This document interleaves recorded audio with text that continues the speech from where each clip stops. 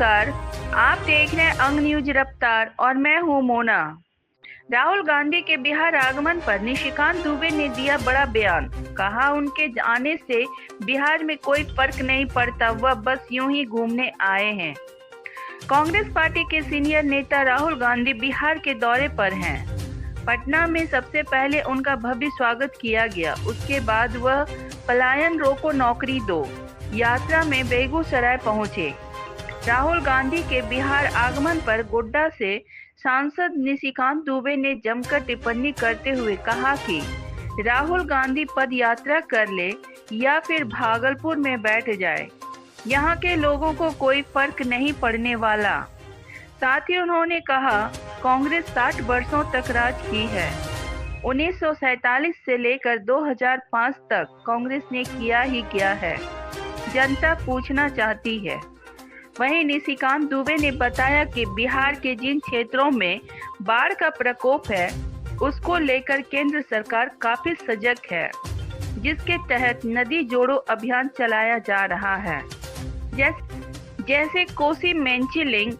इस योजना में खगड़िया, बेगूसराय, भागलपुर में जितने जगह पर बाढ़ की स्थिति बराबर होती है, उस पर कंट्रोल किया जाएगा। साथ ही उन्होंने बताया कि विक्रमशिला विश्वविद्यालय, विक्रमशिला पुल के समानांतर पुल, कठेरिया रेल लाइन, बक्सर, साहेबगंज के गंगा नदी के किनारे मैरिन ड्राइव, यह सभी योजनाएं बिहार के लोगों को काफी फायदा पहुंचाएगा। एक जमाना था बिहार में कि सबसे यदि कोई समृद्ध था, पटना के बाद जगह था, तो वो भागलपुर कमिश्नरी थी। और भागलपुर कमिश्नरी अंग प्रदेश, पुराना अंग प्रदेश, इसकी जो चौहद्दी थी वो यहाँ से लेके बख्तियारपुर बाढ़ तक और इधर दार्जिलिंग तक था। लेकिन जो कुछ भी हुआ हो, श्री कृष्ण सिंह के बाद इस इलाके को थोड़ा बहुत भागवत झा आजाद आप कह लीजिए कि उन्होंने भागलपुर के ऊपर ध्यान दिया। इसके बाद ये पूरा क्षेत्र नेग्लेक्टेड ही रहा और इस कारण से बेरोजगारी कहिए, विस्थापन कहिए, पलायन कहिए, गंगा का कटाव कहिए, एक बड़ा मुद्दा हमेशा हम लोगों के साथ रहा। लेकिन पिछले 10 साल में माननीय मोदी जी के आने के बाद जो सबसे बड़ा तोहफा है और जो इस बजट में अनाउंस हुआ और जिस पर कि बिहार में और ख़ासकर हम लोग जहां बैठे हैं वहां के पत्रकारों ने नहीं के बराबर लिखा, वो है कोसी मेची लिंक।